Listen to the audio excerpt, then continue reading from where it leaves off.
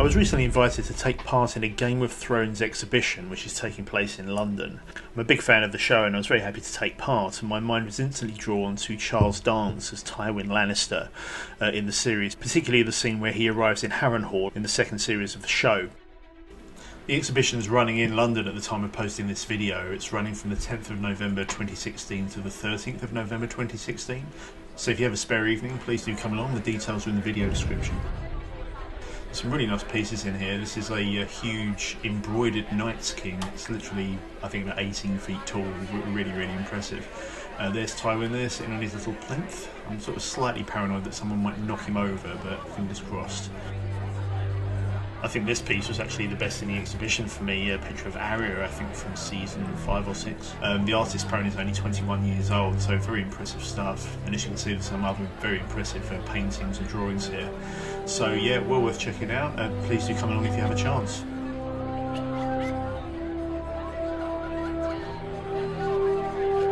So as I mentioned, Tywin Lannister was a very obvious choice for me. I think the costume design for the Lannisters in particular was really good in the show. I really like the red Lannister armour that he's wearing, and you see other characters wearing the same armour throughout the series. I really like the sculptural details on the armour, the lions on the shoulder pads and the detail in the armour. So I was really looking forward to actually sculpting up that armour. I thought it would be a really challenging sculpture to do and would hopefully look really, really nice. So this is what I've come up with. This is a mixed media sculpture. It's mostly made of super sculpey, but there are also resin pieces in here. There's fabric, there's leather, there's metal.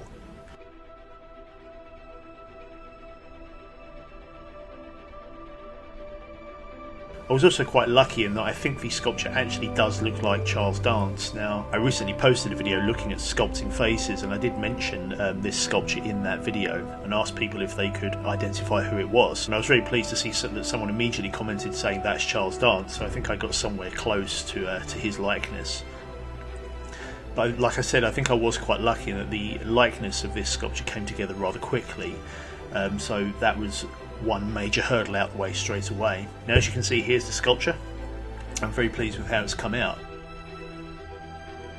If you're a regular on my channel, then as you may suspect, I'm going to go into how I actually made this. So if you only came to have a quick look at the sculpture, you can stop watching now. But if you are interested in how I actually put this together, then carry on watching.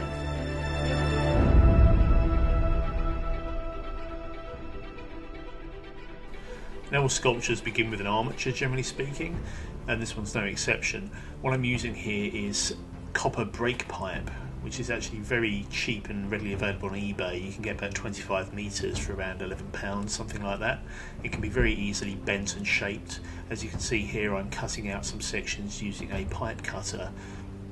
And what I've done here is to print out at full scale a diagram showing the height of a figure. Now, figures, generally speaking, are going to be 8 head heights tall, so that's the height of the head times 8. And that's quite a useful increment for working out how tall to make your sculpture and how large the proportions should be. So what I decided to do here is to make the sculpture 16 inches. That means that every head height will equal 2 inches. So it's just quite a handy barometer for me to gauge how big things should be in relation to each other, so that I can get the proportions of the sculpture correct. And as you can see here, I'm bending the pipe into the correct forms, just placing it out on the diagram so I can see where I am. Now, I'm not going to go into too much detail about this because I have covered soldering in previous videos, but the good thing about the copper pipe is that it can be easily soldered together to create very strong joints. So just click on the link at the bottom right hand corner there if you're interested in learning a little bit more about soldering. I find that's a stronger way of doing it than using glue or epoxy or something like that. The last thing you want is for your sculpture to move while you're sculpting or to be a bit wobbly. You need something firm to sculpt against, so I find that soldering the pipes together really helps with that. So there's my armature complete, and as you can see, I've soldered on some square tubes on the arm and on the neck. The idea of these is that you can actually have sections of sculpture that can come off, and that's really, really useful for detailed pieces like the head and the hands, because they're so complex. You really want to be able to hold them away from the main sculpture and turn them around from all angles so you can see what you're doing. So this just allows you to take parts of the sculpture off while you're working. As you can also see, I've wrapped some wire around the armature here, and that's just to help the clay adhere to the sculpture when I start putting it on. While I do prefer soldering armatures together, another quite effective way of joining them together is to use an epoxy. This is a two-part compound which, when mixed together and allowed to dry, dries to an incredibly rock-hard consistency, so it's very useful for joining things together. For example, if I were using aluminium rather than copper for my armature, I wouldn't be able to solder it together, so using epoxy would be a viable alternative. Now, with armatures for figures, something to bear in mind is that a lot of the weight will be concentrated on the ankles of the sculpture, so you need to make sure that they are quite strong and able to support the final weight of the sculpture. I've had it before where I've made a armature that's way too thin for the sculpture in question. One that particularly comes to mind is this model of Isaac Clarke from the Dead Space series. I made an armature out of the same stuff I'm using for Tywin here, but I didn't make the ankles strong enough. I had some soldered joints in there which were enough to attach them to some flat brass plates, but they weren't strong enough to actually support the entire weight of the sculpture. So in the end, what I ended up having to do was drive some screws through the base of the feet up into the legs to hold the weight. That did work, but it meant the sculpture was still a little bit wobbly, and it led to the sculpey cracking as the sculpture moved. Now in this case, I've added some solid brass rods onto the ankles of the sculpture, and these go into the wooden base. However, what I want to do is eliminate all of the wobble that could happen here. These rods are soldered onto the main armature, but nevertheless there's still a degree of flex. So what I'm doing here is mixing up some milliput, which is an epoxy, and I'm applying that over the ankles of the sculpture. What this is going to do is dry rock hard and hold the armature in place, so the final model will be very firm and secure, and there won't be any flex. If there were some flex, once the sculpey is dry, there's potential for it to crack as the armature flexes, so you want to eliminate that as much as possible. So what I'm now doing here is bulking up the armature with some tinfoil. This is just so the thickness of the sculpey that makes up the body isn't too thick. If it's too thick, it can lead to cracking when you finally come to cook it. So I'm just making sure that the sculpture is bulked up with tinfoil. Now, whenever the camera work goes a bit black and white and arty here, it is me being a bit stylistic. It's also because the lighting when I shot this wasn't that great, so it's either having it black and white or having it look really sort of orange and awful. So please excuse that. So I'm now starting to actually add some sculpey on here, and as you can see, I'm frequently referring to the printout that I have just to make sure that what I'm sculpting is actually matching the proportions of the figure that I'm trying to make here. So here's a very rough body shape done. The good thing about this is that because the final character is going to be wearing armour, I don't need to worry about the details of the body so much. As long as it's proportionally correct, everything else will be covered by clothing and by armour. So I don't need to work too much detail into the sculpture at this point.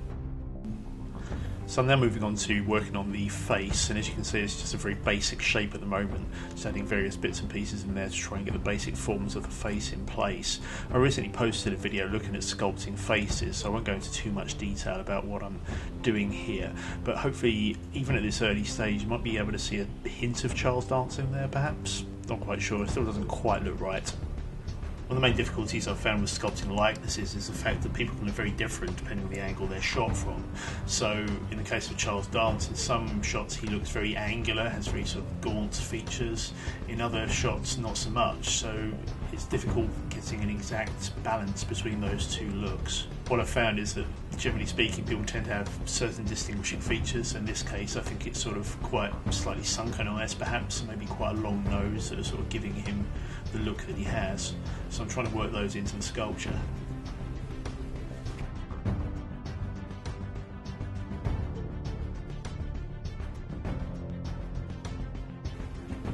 So at this stage I've sort of got half the face correct, and I'm now moving on to work on the other side of the face. I always find it easier to get one half of the face looking more or less okay and then transfer those details over to the other side.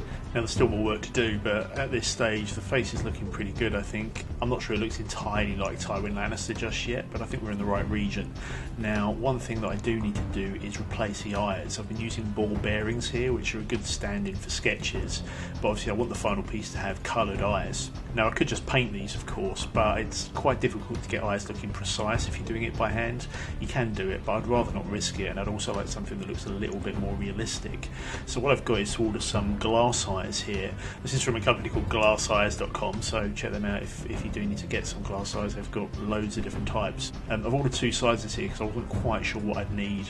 Looks like these are a little bit too big, but I've got these smaller ones here which are about 6mm across. At this size there's not too much detail. I mean, some of the eyes you can get are really detailed, but these should be enough to make the sculpture look realistic once I put them in place. So as with the previous sculpture I mentioned, look away if you're squeamish, but I'm about to pop his eyes out. I know it's only a sculpture, but it can still look a little bit painful.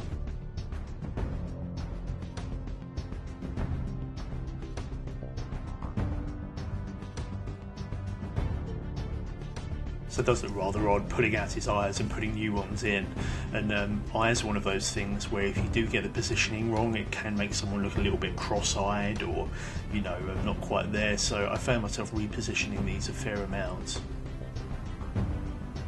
So there's the new eyes put in place. The head isn't quite there yet, still needs a bit of work, but I think that's looking good for the time being. As I mentioned, I've used square tubing here so that some parts of the sculpture can be taken off to be sculpted separately. It's worth doing that for the head and the hands simply because they're such complex shapes.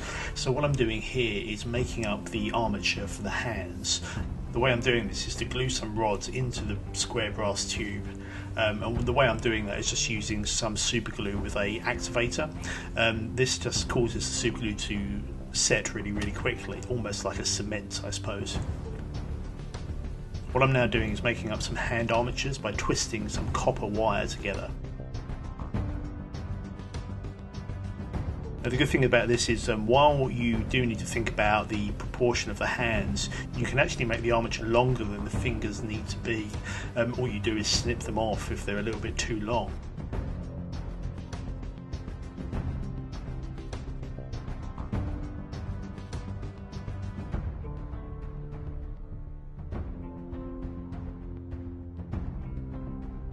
And finally a quick check into my diagram just to make sure everything's spaced correctly.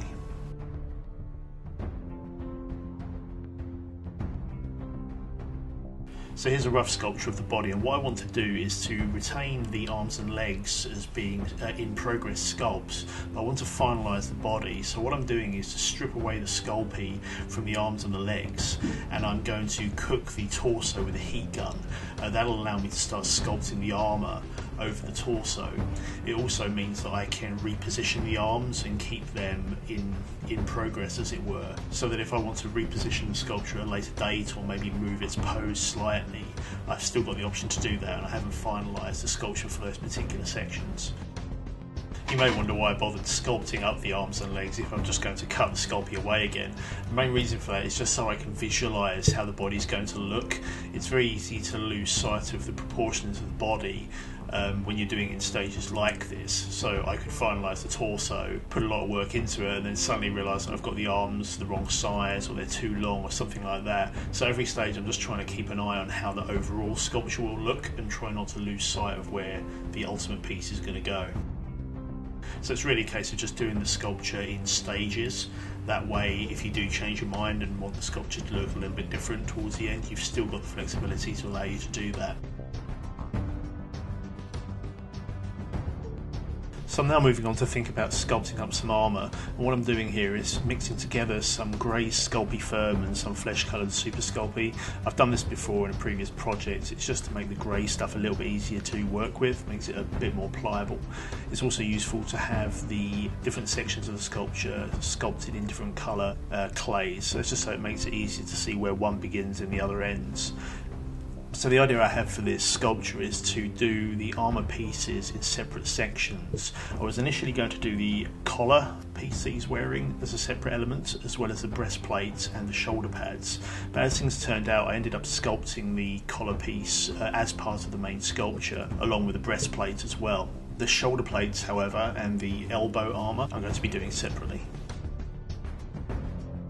must confess I wasn't looking forward to actually sculpting up the armour. Sculpting creatures and sort of organic shapes is, I find, a lot easier because you don't need to be quite so precise. But when you're trying to sculpt geometric shapes and flat planes and that sort of thing, it really starts showing up if you get it wrong, you know. So it's very difficult to get very straight lines, for example, or smooth curves. And obviously armour very much needs that, so I wasn't really looking forward to doing it. What I'm using here is a tool that I've made myself. It's a piece of guitar string which I've bent into a right angled shape and epoxied to a paintbrush handle. Because of the right angle and the shape of the tool head there, it allows me to get a right angle impression on the edges of the armour. It's also got a flat front, so that allows me to smooth out the breastplate that I'm currently sculpting.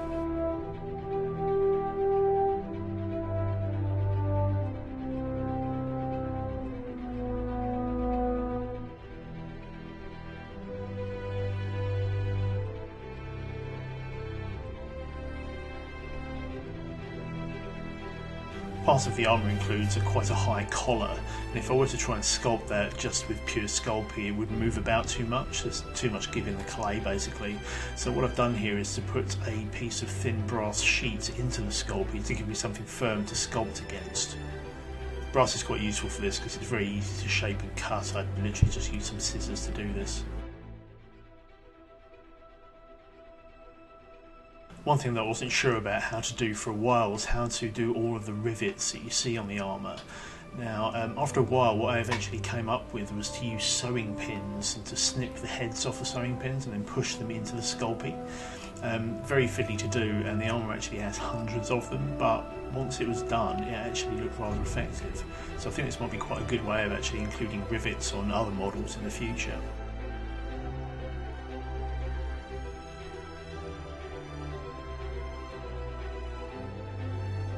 So I've got to stop somewhere for this part, and I think we've got the sculpture to an acceptable position. So in the next part we're going to be looking at doing some more detailed sculpting on the main body, but also start sculpting up some of the armour pieces and making moulds of those. So thanks for watching, and I'll see you next time.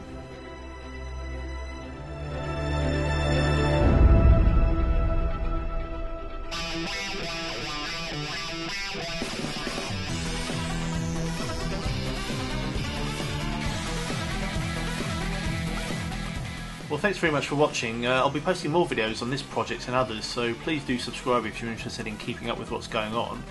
You can also find out more on my website, which is www.thedarkpower.com, or you can find me on Facebook. Just search for The Dark Power.